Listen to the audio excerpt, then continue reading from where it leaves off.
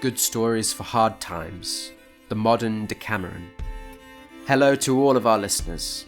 We're currently working on new content for Lore and Legend, but right now I want to bring you news of a special project by a friend and fellow storyteller, Daisy Black.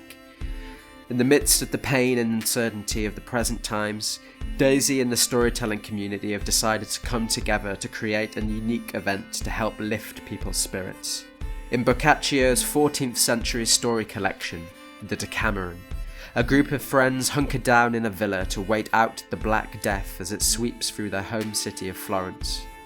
They pass the time by telling stories. 10 characters told a story each over 10 days, with one person acting as a story monarch for that day.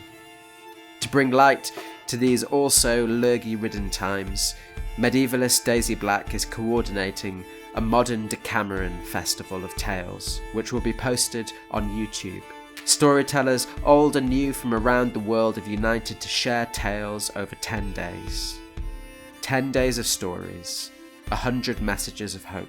Join us on the following days for an epic online storytelling festival to make Boccaccio's biggest fan, Geoffrey Chaucer, weep with awe. You can join us on the 27th, the 29th, the 30th and the 31st of March, and on the 1st, the 2nd, the 3rd, 4th, 6th and 7th of April. Links to the Modern Decameron Facebook group and the Modern Decameron YouTube channel, where the videos will be posted, can be found on the Lore and Legend website, our Facebook and Twitter accounts, and in the episode notes for this podcast. Stay safe out there, storyfolk. Our thoughts and our prayers are with all of you.